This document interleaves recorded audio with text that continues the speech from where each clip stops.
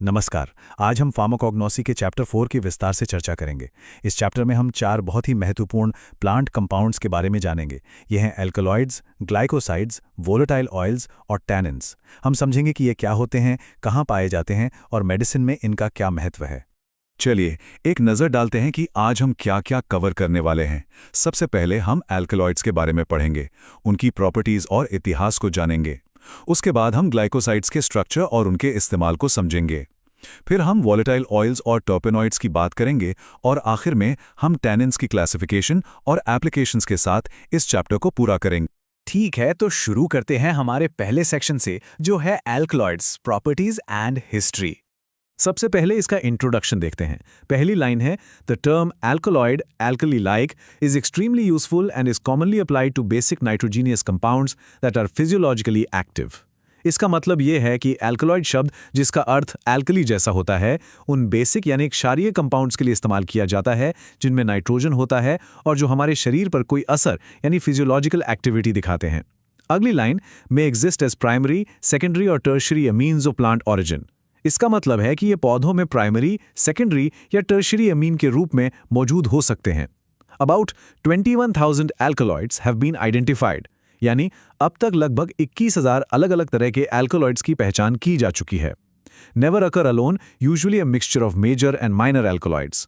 इसका मतलब है कि प्रकृति में ये कभी अकेले नहीं मिलते, बल्कि हमेशा मेजर और माइनर एल्कलॉइड्स के मिश्रण के रूप में पाए जाते हैं। Contain at least 1 nitrogen atom. इनकी सबसे खास पहचान यह है कि इनमें कम से कम एक नाइट्रोजन एटम जरूर होता है। अब इनकी जनरल सॉल्युबिलिटी की बात करते हैं। Insoluble in water, but their acid salts are usually freely soluble. मतलब ये खुद तो पानी में नहीं घुलते, लेकिन इनके एसिड सॉल्ट्स आसानी से पानी में घुल जाते हैं। Freely soluble in ether, chloroform और अदर ऑर्गेनिक सॉल्वेंट्स। और ये ईथर या क्लोरोफॉर्म जैसे ऑर्गेनिक सॉल्वेंट्स में आसानी से घुल जाते हैं। अब इसके इतिहास पर एक नजर डालते हैं। A brief history. 1803 में Derosne isolates narcotine, Serturner isolates morphine from opium. यानी 1803 में डिरोस ने नार्कोटीन को और सटूनर ने अफीम से मॉर्फिन को अलग किया, जो एक बहुत बड़ी खोज थी। 1817 में पेटेटियर एंड कैवेंटन आइसोलेट एमिटीन, यानी पेटेटियर और कैवेंटन ने एमिटीन को अलग किया। 1819 में पेटेटियर एंड कैवेंटन आइसोलेट कोल्चिसीन्स, और 1819 में ही उन्होंने कोल्चिसीन को भी आइसोलेट किया। इसी साल Meissner coins the term alkaloid, यानी 1819 में ही मीसनर ने पहली बार एल्कलॉइड शब्द का इस्तेमाल किया। और फिर 1886 में Albert Ladenburg achieves the first complete synthesis of an alkaloid coniine. इसका मतलब है कि एल्बर्ट लैडनबर्ग ने पहली बार एक एल्कलॉइड कोनीन को लैब में पूरी तरह से बनाया। चलिए अब एल्कलॉइड्स का क्लासिफिकेशन देखते हैं। इन्हें 3 मुख्य प्रकारों में बांटा गया है। पहला है A, true alkaloids. True alkaloids derive from amino acids and they share a heterocyclic ring with nitrogen। मतलब ट्रू एल्कलॉइड्स अमीनो एसिड से बनते हैं और इनमें नाइट्रोजन एक हेटेरोसाइक्लिक रिंग का हिस्सा होता है। They are highly reactive substances with biological activity even in low doses। इसका मतलब है कि ये बहुत कम डोज में भी काफी असरदार होते हैं, जैसे कोकेन और मॉर्फिन। दूसरा है B, proto amino alkaloids. Protoalkaloids are compounds in which the N atom derived from an amino acid is not a part of the heterocyclic ring। इसका मतलब है कि प्रोटोएल्कलॉइड्स भी अमीनो एसिड से ही बनते हैं, लेकिन इनमें नाइट्रोजन एटम रिंग का हिस्सा नहीं होता है। मेस्कलिन इसका एक उदाहरण है। और तीसरा है सी, स्यूडोएल्कलॉइड्स। Pseudoalkaloids are compounds whose basic carbon skeletons are not derived from amino acids। इसका मतलब है कि स्यूडोएल्कलॉइड्स वे कंपाउंड्स हैं जिनका कार्बन स्केलेटन अमीनो एसिड से नहीं बनता है। कैफीन और एफेड्रिन, जो काफी कॉमन है, इसी कैटेगरी में आते हैं। तो अब सवाल उठता है कि ये एल्कलॉइड्स पाए कहाँ जाते हैं? Where are they found? सबसे पहला सोर्स है प्लांट्स, अ रिच सोर्स, यानी पौधे इसका सबसे बड़ा स्रोत है। दूसरा एनिमल्स, ईजी मस्कोपिडीन इन मस्क डियर, ये कुछ जानवरों में भी मिलते हैं जैसे कस्तूरी मृग में। तीसरा फंगी, ईजी अर्गोट एल्कलॉइड्स इन क्लैविसेप्स परप्यूरिया, ये फंगस में भी पाए जाते हैं। चौथा इंसेक्ट्स, ईजी स्कोपोलामीन इन एपिस मेलिफेरा, कुछ कीड़ों में भी। पांचवां बैक्टीरिया, ईजी पायोसाइमीन इन स्यूडोमोनास एरिगेनोजा, और बैक्टीरिया में भी। और छठा lab synthesis, also obtained in the laboratory, मतलब इन्हें लैब में भी बनाया जा सकता है। अब देखते हैं कि इन्हें आइसोलेट कैसे किया जाता है। How are they isolated? इसके लिए 2 मुख्य प्रोसेस हैं। पहला है स्टेसोटो प्रोसेस। चलिए इस फ्लो चार्ट को स्टेप बाय स्टेप समझते हैं। सबसे पहले powdered material defat with non polar solvents, यानी पौधे के पाउडर से नॉन पोलर सॉल्वेंट्स का इस्तेमाल करके फैट को हटाया जाता है। फिर moisten with water and treat NH3 to get free alkaloids. इसके बाद इसे पानी से नम करके अमोनिया से ट्रीट करते हैं ताकि एल्केलॉइड्स फ्री हो जाएं। अगला step, extract with organic solvent, concentrate the extract. फिर एक ऑर्गेनिक सॉल्वेंट से इसे एक्सट्रैक्ट करके गाढ़ा कर लेते हैं। इसके बाद dissolve the alkaloid salt, basify with ammonia और सोडियम बाइकार्बोनेट। एल्केलॉइड सॉल्ट को घोलकर अमोनिया से बेसिक बनाया जाता है। और आखिर में collect organic phase contains free alkaloids, dry, यानी ऑर्गेनिक परत को इकट्ठा कर लिया जाता है जिसमें हमें फ्री एल्केलॉइड्स मिलते हैं। अब दूसरी प्रक्रिया देखते हैं, मैस्कस प्रोसेस।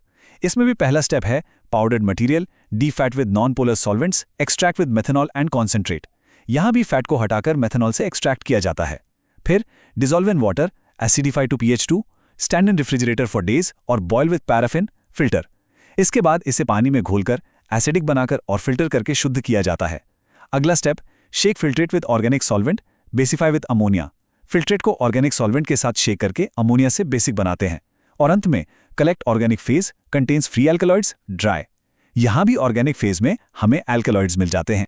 अब हम एल्कलॉइड्स के आइडेंटिफिकेशन टेस्ट और उनके उपयोगों के बारे में जानेंगे। Part 1, identification tests. एल्कलॉइड्स की पहचान के लिए कई टेस्ट होते हैं। पहला है मेयर्स रिएजेंट, इसके साथ ये क्रीम कलर का प्रेसिपिटेट देता है। दूसरा वैगनर्स रिएजेंट, इसके साथ ये भूरा या लाल भूरा प्रेसिपिटेट बनाता है। तीसरा हैगर्स रिएजेंट, इसके साथ ये पीला प्रेसिपिटेट बनाता है। चौथा ड्रैगन ड्रॉप्स रिएजेंट, इसके साथ ये लाल भूरे रंग का प्रेसिपिटेट देता है। और पांचवां म्यूरिक्साइड रिएजेंट, इसके साथ ये बैंगनी रंग का प्रेसिपिटेट बनाता है। अब देखते हैं पार्ट 2, थेराप्यूटिक या फार्मास्यूटिकल एप्लीकेशंस। इनके उपयोग बहुत सारे हैं। जैसा कि आप इस डायग्राम में देख सकते हैं, ये CNS पर काम करते हैं। जैसे मॉर्फिन एक डिप्रेसेंट है तो कैफीन एक स्टिमुलेंट है। ये एंटीसेप्टिक, एंटीबैक्टीरियल, एंटी मलेरियल के रूप में भी इस्तेमाल होते हैं, जैसे क्विनिन, और एंटी ट्यूमर दवाओं में भी, जैसे विनब्लास्टिन। ये लोकल एनेस्थेटिक्स के तौर पर भी काम आते हैं, यानी किसी हिस्से को शून्य करने के लिए, जैसे कोकेन। इसके अलावा ये ऑटोनॉमिक नर्वस सिस्टम पर भी असर डालते हैं। तो ये था एल्कलॉइड्स के बारे में। अब हम अपने दूसरे महत्वपूर्ण टॉपिक की ओर बढ़ते हैं, जो है ग्लाइकोसाइड्स, जो पौधों में पाए जाने वाले कंपाउंड्स का एक और बहुत महत्वपूर्ण वर्ग है। चलिए समझते हैं कि ग्लाइकोसाइड्स क्या होते हैं। Introduction. A glycoside is any molecule in which a sugar group/moiety is bonded through its anomeric carbon to another group via a glycosidic linkage. सरल शब्दों में कहें तो ग्लाइकोसाइड एक ऐसा मॉलिक्यूल है जिसमें एक शुगर ग्रुप होता है जो एक दूसरे ग्रुप से ग्लाइकोसिडिक लिंकेज के जरिए जुड़ा होता है। Chemically glycosides are acetals. Chemical तौर पर ये एसिटल्स होते हैं। जैसा कि आप इस डायग्राम में देख सकते हैं, इसके दो मुख्य भाग होते हैं। एक हिस्सा शुगर का होता है जिसे ग्लाइकॉन कहते हैं, और दूसरा हिस्सा नॉन शुगर होता है जिसे एक ग्लाइकॉन कहते हैं। ये दोनों ग्लाइकोसिडिक लिंकेज से जुड़े होते हैं। The two portions glycone and aglycone can be separated by hydrolysis with acid. इन दोनों हिस्सों को एसिड हाइड्रोलिसिस के द्वारा अलग किया जा सकता है। अब ए ग्लाइकॉन के बारे में जानते हैं। ए ग्लाइकॉन जिनिन कैन बी अल्कोहल्स, फिनॉल्स और इवन अमीन्स। ये ए ग्लाइकॉन हिस्सा अल्कोहल, फिनॉल या अमीन भी हो सकता है। अब इसकी फार्माकोलॉजिकल एक्टिविटी की बात करते हैं। Pharmacological activity: The A-glycon part is the active constituent and helps in growth, regulation, protection, etc. सबसे जरूरी बात यह है कि दवा का जो असर होता है वो ज्यादातर इस A-glycon वाले हिस्से की वजह से ही होता है। ग्लाइकोसाइड्स को क्लासिफाई करने के दो मुख्य तरीके हैं। Part 1, on the basis of glycosidic linkage. पहला तरीका इस बात पर आधारित है कि शुगर और नॉन शुगर पार्ट किस एटम से जुड़े हैं। ए, O glycoside. Sugar molecule is bonded with phenol और OH ग्रुप ऑफ एग्लिकॉन। अगर ये ऑक्सीजन से जुड़ा है तो इसे O ग्लाइकोसाइड कहते हैं। B, N glycoside. Sugar molecule is bonded with N of the amine group, NH of aglycone. अगर ये नाइट्रोजन से जुड़ा है तो N glycoside. C, S glycoside. Sugar molecule is bonded with S और SH, thiol group of aglycone. अगर sulphur से जुड़ा है तो S glycoside. D, C glycoside. Sugar molecule is bonded directly with the C atom of aglycone. और अगर ये सीधे कार्बन से जुड़ा है तो इसे C ग्लाइकोसाइड कहते हैं। अब देखते हैं part 2, on the basis of aglycone nature. दूसरा तरीका एग्लिकॉन की प्रकृति पर आधारित है कि वो क्या काम करता है। ए, कार्डियक या स्टीरॉल ग्लाइकोसाइड। अगर एग्लिकॉन दिल पर असर करे तो कार्डियक ग्लाइकोसाइड कहलाता है, जैसे डिजिटैलिस। बी, एंथ्राक्विनोन ग्लाइकोसाइड जैसे सेना और एलो। सी थायोसाइनेट या आइसोथायोसाइनेट ग्लाइकोसाइड जैसे black mustard. D saponin glycoside जैसे लिकोरिस। ई फ्लेवोन ग्लाइकोसाइड जैसे जिनको। एफ एल्डिहाइड ग्लाइकोसाइड जैसे वेनिला। जी फिनॉल ग्लाइकोसाइड जैसे किस्कारा। एच स्टीरॉयडल ग्लाइकोसाइड जैसे solanum. अब बात करते हैं इनकी ऑकरेंस और डिस्ट्रीब्यूशन की। Pharmaceutically important glycosides are obtain from vegetable sources, यानी दवा के लिए जरूरी ग्लाइकोसाइड्स ज्यादातर पौधों से मिलते हैं। Occur in fruits, seeds, leaves and barks. ये पौधों के फल, बीज, पत्ती और छाल में पाए जाते हैं।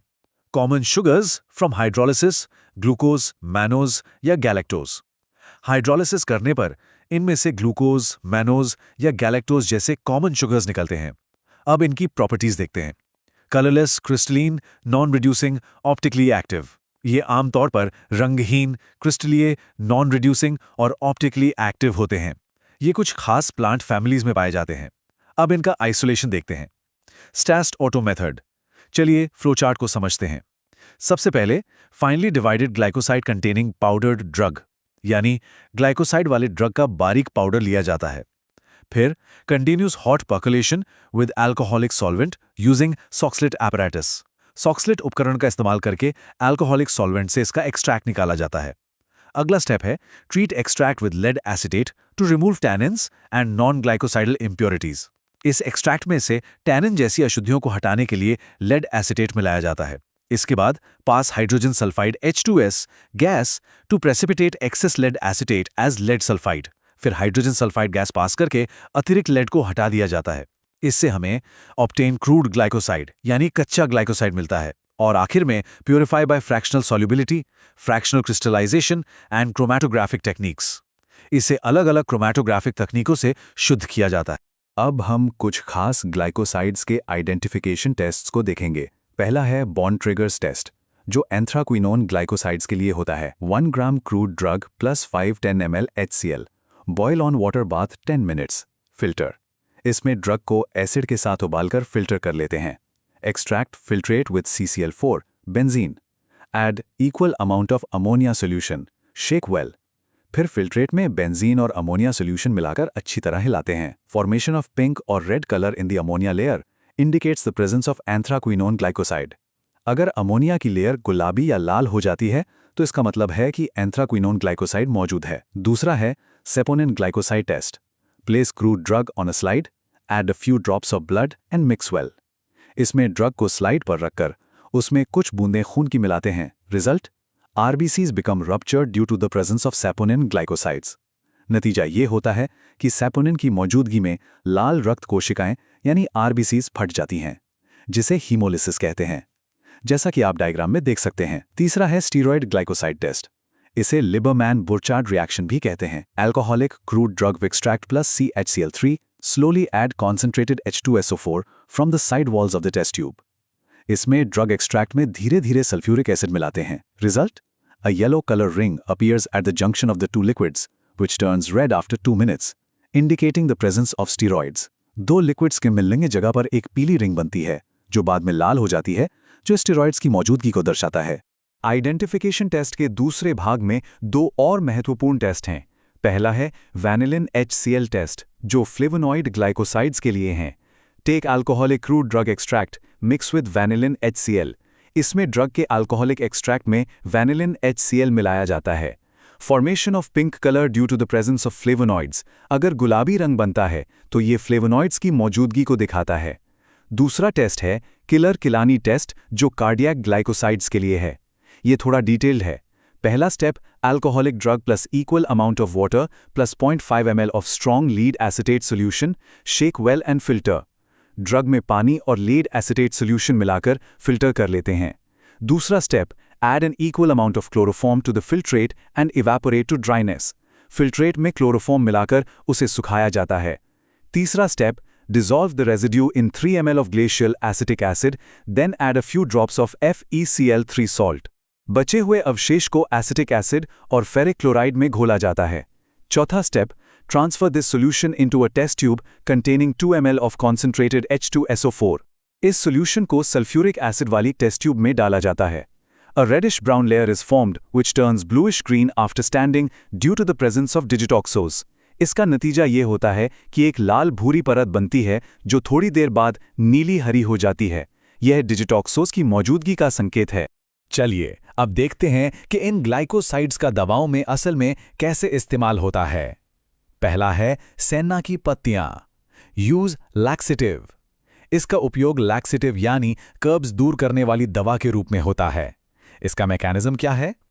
Causes irritation of the large intestine and has some griping effect. It is a stimulant cathartic by increasing the tone of the smooth muscles. सरल शब्दों में ये बड़ी आंत की चिकनी मांसपेशियों की टोन को बढ़ाकर काम करता है। दूसरा है yellow. Use one of the safest and stimulating purgatives, also useful as a vermifuge. Aloe भी एक बहुत सुरक्षित जुलाब है और यह पेट के कीड़ों को मारने में भी उपयोगी है। इसका mechanism Action is exerted mainly on the large intestine. इसकी क्रिया भी मुख्य रूप से बड़ी आंत पर ही होती है। लेकिन एक चेतावनी है, इन हायर डोजेज में एक्ट एज एन अबॉर्टिफिशिएंट, यानी ज्यादा डोज में ये गर्भपात का कारण बन सकता है। तीसरा है डिजिटालिस की पत्तियां। Used in allopathic medicine for the treatment of heart complaints. इसका इस्तेमाल हृदय रोगों के इलाज के लिए किया जाता है। इसका mechanism has a profound tonic effect upon a diseased heart, enabling it to beat more slowly, powerfully and regularly without requiring more oxygen. यह बीमार हृदय की धड़कन को धीमा, शक्तिशाली और नियमित बनाने में मदद करता है। और चौथा है कड़वा बादाम। Used as a sedative. इसका इस्तेमाल एक शामक यानी सेडेटिव के रूप में किया जाता है। तो ग्लाइकोसाइड्स पर हमारी चर्चा यहीं खत्म होती है। अब हम अपने तीसरे सेक्शन की ओर बढ़ते हैं, जो है वॉलेटाइल ऑयल्स और टर्पेनॉइड्स। चलिए पहले वॉलेटाइल ऑयल्स को समझते हैं। Introduction to volatile oils. Odorous chemical substances which are easily evaporated when exposed to air at ordinary temperature. इसका मतलब है कि ये सुगंधित रासायनिक पदार्थ हैं जो सामान्य तापमान पर हवा के संपर्क में आने पर आसानी से उड़ जाते हैं यानी वाष्पित हो जाते हैं। Also known as essential oils. इसीलिए इन्हें essential oils भी कहा जाता है। इनकी solubility freely soluble in ether and chloroform, fairly soluble in alcohol, insoluble in water. ये पानी में नहीं घुलते हैं। इनकी density lower than water with exceptions clove and cinnamon are heavier. इनका घनत्व पानी से कम होता है, बस कुछ अपवाद हैं जैसे लौंग और दालचीनी का तेल। possess characteristic odour. इनकी एक खास गंध होती है। Have a high refractive index and most are optically active. इनका रिफ्रैक्टिव इंडेक्स ज्यादा होता है और ज्यादातर ऑप्टिकली एक्टिव होते हैं। colorless liquids but become darker when exposed to air due to oxidation. ये रंगहीन तरल होते हैं लेकिन हवा के संपर्क में आने पर ऑक्सीडेशन की वजह से गहरे रंग के हो जाते हैं। अब टर्पेनॉइड्स का इंट्रोडक्शन देखते हैं। Definition: hydrocarbons of plant origin with the general formula C5H8N। ये पौधों से मिलने वाले हाइड्रोकार्बन्स हैं जिनका जनरल फॉर्मूला C5H8N होता है। Origin: majority occur in plants। ये ज्यादातर पौधों में पाए जाते हैं। Etymology: The term terpene was given to compounds isolated from turpentine. Terpene शब्द टारपीन यानी टर्पेंटाइन से आया है। Key concept: Terpenes are made of isoprene units. The isoprene unit is the monomer of any terpene. यहाँ सबसे जरूरी बात यह है कि सभी टर्पीन आइसोप्रीन यूनिट से बने होते हैं। ये C5H8 आइसोप्रीन यूनिट ही किसी भी टर्पीन का बिल्डिंग ब्लॉक है। इन दोनों का क्लासिफिकेशन अलग अलग आधार पर होता है। पहले देखते हैं classification of volatile oils on the basis of chemical nature. Volatile oils को उनकी केमिकल प्रकृति के आधार पर बांटा जाता है, जैसे आई हाइड्रोकार्बन्स, IV एल्कोहल्स जैसे पेपरमिंट ऑयल, IV कीटोन्स जैसे कपूर, IV एल्डिहाइड्स जैसे दालचीनी का तेल, V फिनॉल्स जैसे लौंग का तेल, V फिनोलिक ईथर्स, 7 ऑक्साइड्स और 8 एस्टर्स जैसे रोजमेरी ऑयल। अब देखते हैं classification of टर्पेनॉइड्स on the basis of hydrocarbon, carbon number. टर्पेनॉइड्स को उनमें मौजूद कार्बन एटम्स की संख्या के आधार पर बांटा जाता है। ये संख्या हमेशा 5 का मल्टीपल होती है। I C10 मोनोटर्पेन 10 कार्बन वाले मोनोटर्पीन कहलाते हैं। I C15 सेस्क्विटर्पेन 15 कार्बन वाले सेस्क्विटर्पेन। I C20 डाइटर्पेन 20 कार्बन वाले diterpene. I C30 triterpene and steroids, 30 carbon वाले ट्राइटर्पिन VC40, टेट्राटर्पिन और 40 कार्बन वाले टेट्राटर्पिन जैसे बीटा कैरोटीन। अब देखते हैं ऑकरेंस और डिस्ट्रीब्यूशन। पौधों में storage usually contained in special secretory tissues. Volatile oils पौधों में खास स्रावी ऊतकों जैसे ऑयल डक्ट्स में जमा होते हैं। इनका formation in a few cases it is formed by the decomposition of glycosides. कुछ मामलों में ये ग्लाइकोसाइड्स के टूटने से भी बनते हैं। अब देखते हैं extraction sources. Extracted from many plant parts. इन्हें पौधे के कई हिस्सों से निकाला जा सकता है, जैसे लीव्स पत्तियों से जैसे यूकेलिप्टस का तेल, फ्लावरिंग टॉप्स फूलों से जैसे पुदीना, स्टेम बॉक्स और वुड्स छाल से जैसे दालचीनी, फ्रूटिंग बॉडी फलों से जैसे धनिया, राइजोम प्रकंद से और सीड्स बीजों से भी। अब देखते हैं आइसोलेशन मेथड्स। पहली विधि है isolation by distillation, carried out by water और steam. Hydrodistillation and steam distillation are widely used, यानी डिस्टिलेशन जिसमें पानी या भाप का इस्तेमाल होता है, ये सबसे कॉमन तरीका है। दूसरी विधि है isolation by scarification, use for oil of lemon, orange and bergamot, works on two principles, sponge process and ecuelle process. यानी स्कैरिफिकेशन जो खासकर नींबू और संतरे जैसे खट्टे फलों का तेल निकालने के लिए इस्तेमाल होती है।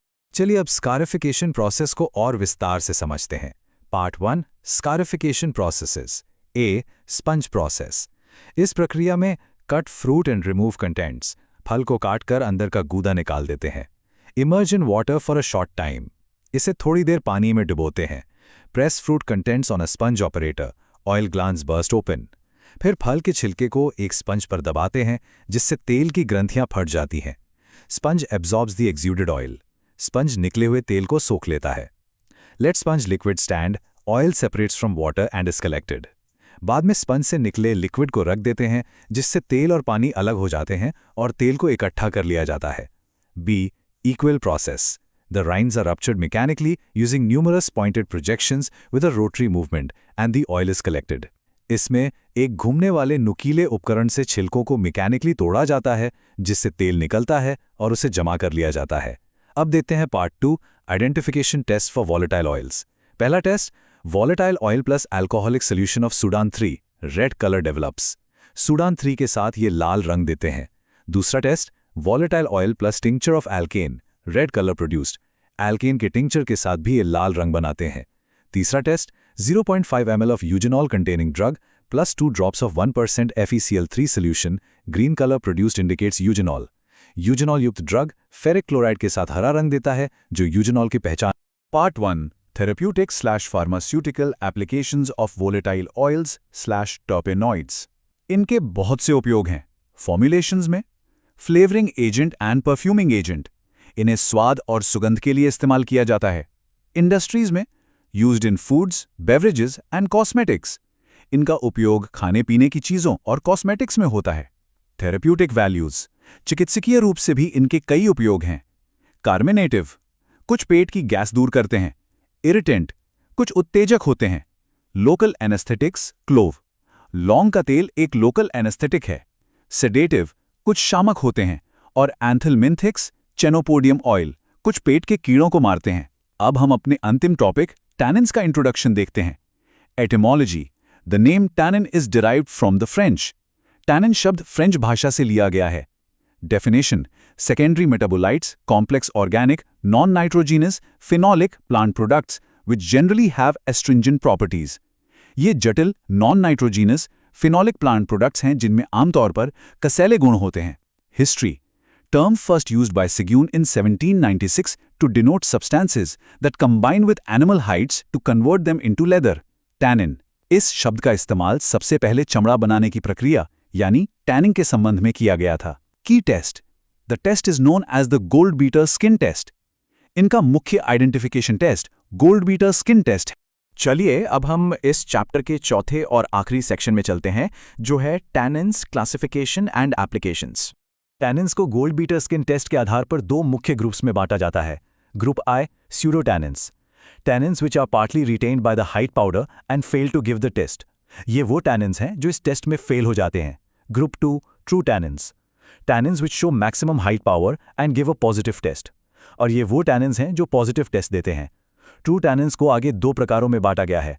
ए हाइड्रोलाइजेबल या pyrogallol tannins, easily hydrolysable by mineral acid और एंजाइम्स। इन्हें एसिड या एंजाइम से आसानी से तोड़ा जा सकता है। इनका स्ट्रक्चर जैसा कि आप डायग्राम में देख सकते हैं, इसमें एक सेंट्रल ग्लूकोज मॉलिक्यूल होता है जिससे कई पॉलीफिनोलिक एसिड जुड़े होते हैं। इसके दो सबटाइप्स हैं, गैलोटैनिन्स और इलाजिटैनिन्स।